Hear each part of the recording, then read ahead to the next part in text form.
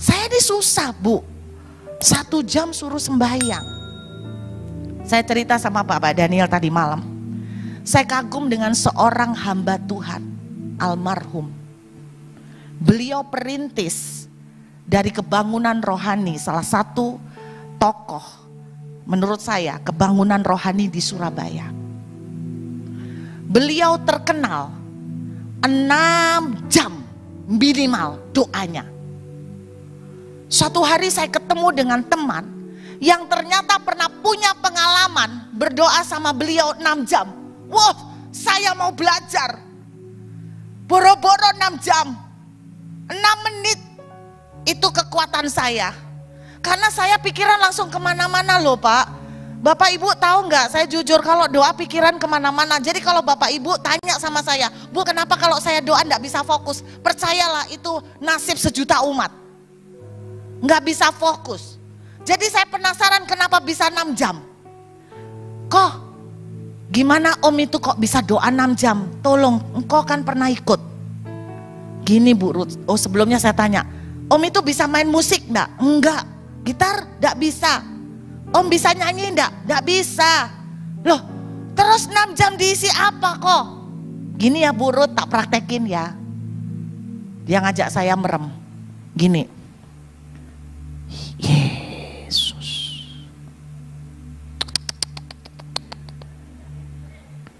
Yesus.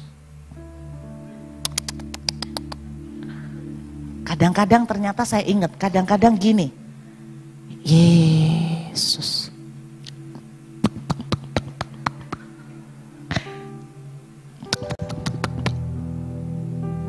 Anda mau menghina bahasa rohnya dia.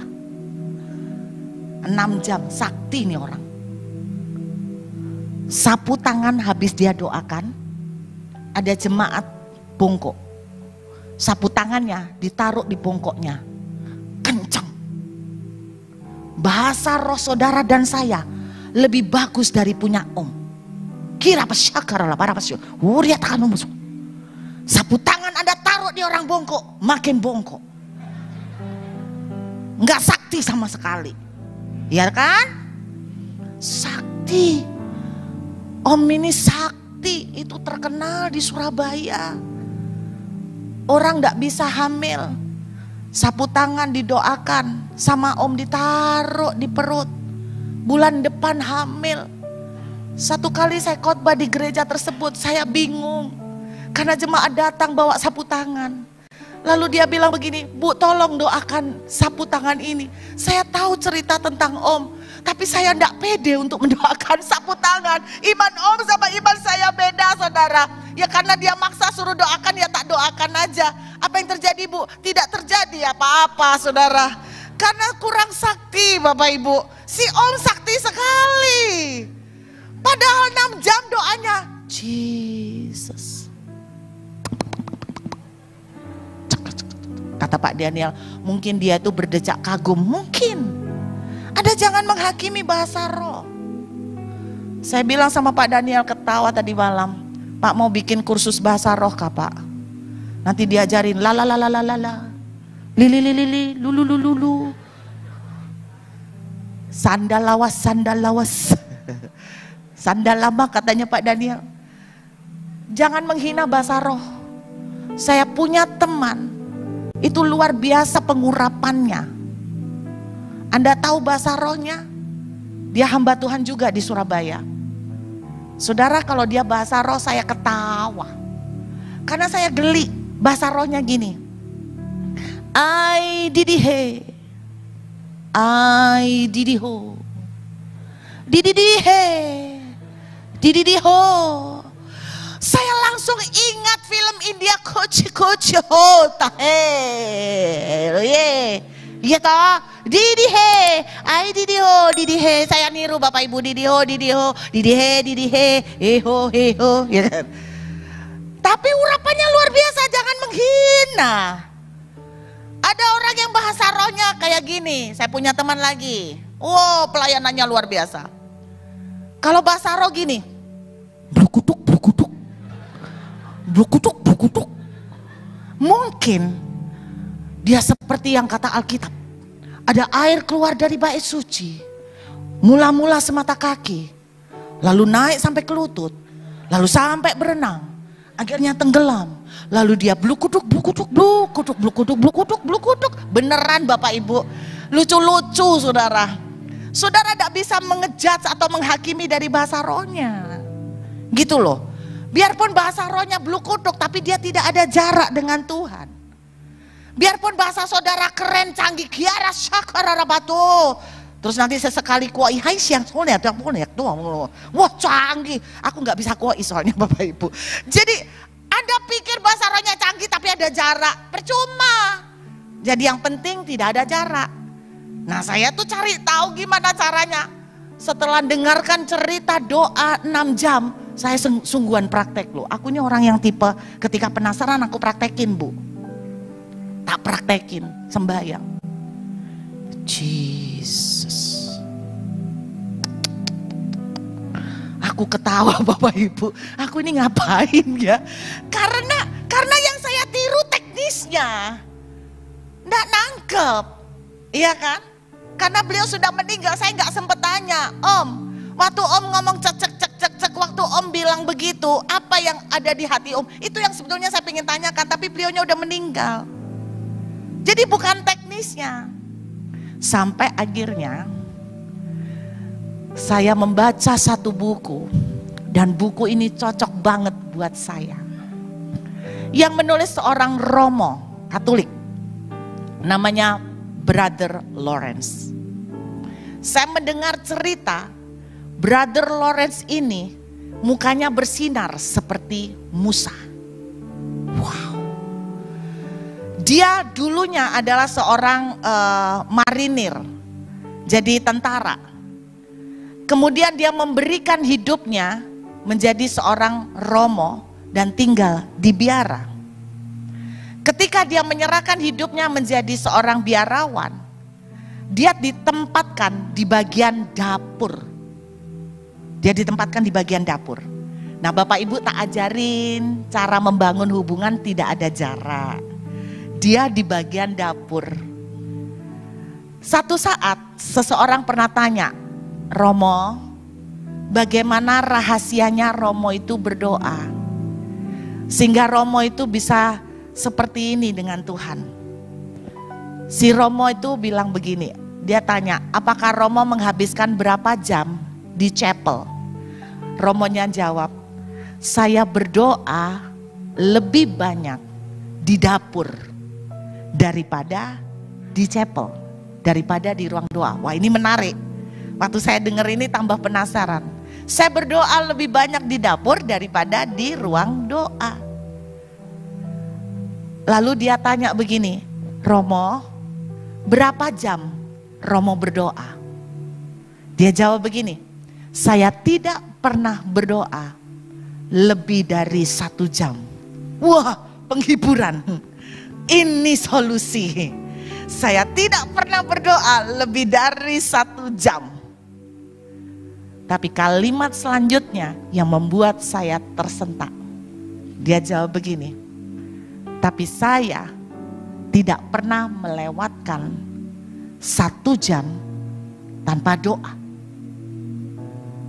Coba, saya tidak pernah berdoa lebih dari 1 jam. Tapi saya tidak pernah melewatkan 1 jam tanpa doa. Berarti doanya kapan? Tiap jam. Sekali berdoa berapa lama? Nah sampai 1 jam. Berarti dari jarak jam 6 ke jam 7 dia doa. Jam 7 ke 8 dia doa lagi. Jam 8 ke 9 dia doa lagi. Dan semuanya sebentar-sebentar. Itulah yang kenapa kalau Anda ikut seminar tadi malam, itu bisa dipraktekkan. Saya sejak mengerti itu, saya bersyukur dapat teman. Tidak pernah berdoa lebih dari 1 jam. Wah, canggih. Dan saya berlatih sejak itu, tidak membiarkan 1 jam lewat tanpa doa. Itulah yang namanya kita tidak ada jarak. Sebegitu nempelnya dengan Tuhan setiap waktu. Bapak Ibu, kalau saya memberi saudara tip doa 6 jam, itu bisa dikerjakan nggak? Susah. Tapi kalau saudara dikasih tip, jangan melewatkan tiap jam tanpa doa, masih bisa dikerjakan nggak? Bisa. Susah nggak? Enggak. Mungkin untuk membiasakan kita pakai alarm. Jadi setiap 1 jam alarm berbunyi, mengingatkan kita.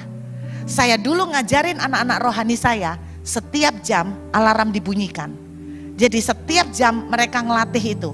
Akibatnya lama-lama mereka tidak butuh alarm, mereka berdoa setiap waktu. Bisa nangkep Bapak Ibu? Mereka berdoa setiap waktu. Apa yang didoakan? Tinggal ngomong sama Tuhan. Tuhan, panas ya. Tuhan, capek. Tuhan, ngantuk. Berdoa enggak? Definisi doa apa Bapak Ibu? Ngomong sama Tuhan kan? Benar enggak? Ngomong sama Tuhan. Itu ngomong enggak sama Tuhan? Ngomong. Ngobrol kan? Boleh kan? Jadi doa, jangan diartikan Anda itu kalau disuruh doa gemeternya luar biasa. Karena Anda itu harus mengatur, aduh Bapak Ibu, saya tuh disuruh 1 kali, saya bukan disuruh, saya itu datang diundang ke acara pemakaman di Kembang Kuning. Pendetanya aliran lama. Dan kita semua suruh pakai hitam-hitam. Bapak Ibu untuk masukkan peti itu loh. Lama doanya. Panas Surabaya. Ya Tuhan, pencipta langit dan bumi, dimolorin loh. Firman-Mu berkata, dari debu kembali kepada debu. Oh Tuhan Yesus, ini udah mau meletak deh. Engkau yang menciptakan langit, bumi, samudra, lautan, daratan, pohon-pohon, binatang, semua ciptaan-Mu Tuhan. Apakah arti kami yang fana di hadapan-Mu? Ini tambah panas. Masa sama papa saudara kayak gitu? Itu ada jarak loh. Itu ngomong sama Bapak Presiden Jokowi. Bapak Presiden yang terhormat. Kalau sama papa enggak. Masa Bapak Ibu ketemu papa ngomong gini? Anaknya ya, pernah ngomong sama bapak gini enggak? Papa Daniel yang budiman. Aku berterima kasih karena aku punya papa seperti engkau. Saudara ketawa, tapi saudara kalau doa kayak gitu loh. Ya enggak? Pendeta ngajarin kita harus memuji-muji Tuhan. Kan kayak gitu. Betapa aku bersyukur punya papa seperti Papa Daniel. Tidak ada Papa Daniel, nggak ada orang seperti Papa Daniel. Papa Daniel, engkau begitu baik, engkau begitu murah hati. Loh, Bapak Ibu sama Tuhan gitu nggak? Tuhan, tidak ada yang seperti engkau, loh ya kan? Tidak ada yang seperti engkau. Loh, Anda tidak sadar cara doa saudara gitu kok. Jadi mikir kan? Papa Daniel yang budiman. Oleh karena engkaulah aku ada. Ganti aja dengan papa, Tuhan. Tuhan, karena engkaulah aku ada. Loh, sama kan? Sama Pak Daniel. Berarti menurut saya saudara ada jarak loh. Cara ngomong saudara sama Tuhan gitu loh. Papa Daniel, engkau tahu hatiku. Bahkan sebelum aku bicara, engkau tahu dari mukaku, aku sedang suntuk. Papa, engkau firman-Mu berkata, kata-katamu engkau pernah bilang Papa, tidak ada air mata yang kau lewatkan Papa. Engkau melihat anakmu sedang menderita. Saudara ngomong sama Tuhan gitu enggak? Engkau melihat anakmu sedang menderita Tuhan. Aku membutuhkan uang. Tuhan tolong. Bapak, aku butuh uang. Tolong. Aku dengan kerendahan hati memohon kepada Papa, tolong Pak, sambil nangis biasanya ibu-ibu, tolong Papa, tolong, aku sudah kejepit Papa, beri aku uang, aku tidak punya uang untuk makan Papa. Saudara bilang gitu sama Tuhan kan? Tinggal ganti aja Papa Daniel dengan Tuhan. Persis cara doa saudara. Nah terus gimana Bu? Padahal saudara kalau sama Papa nggak gitu kan? Saya mau ngajak jemaat ini, mudah-mudahan setelah ini cara ngobrol sama Papa asik. Kayak anak sama Papa. Saya percaya anaknya Pak Daniel tinggal ngomong, Pak, minta duit Pak. Buat beli es Pak. Pak aku kepingin es Pak, minta duit. Simple kan? Masa Pak Daniel yang budiman? Engkau yang membuat aku ada Papa. Engkau melihat air mataku. Apa sih?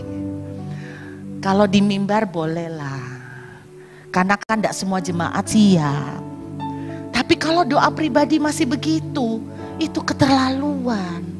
Berarti tidak ada jarak, itu belum terjadi dalam hidup saudara. Saya kalau ngobrol sama Tuhan sederhana.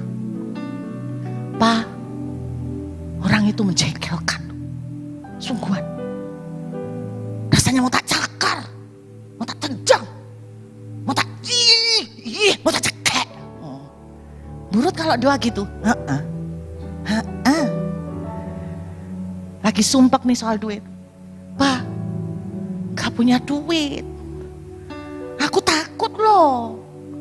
Aku takut beneran. Ini sudah mepet loh mau bayar. Aku takut. Pak, aku takut. Tolong Pak. Gitu. Gak pernah saya datang doa pribadi.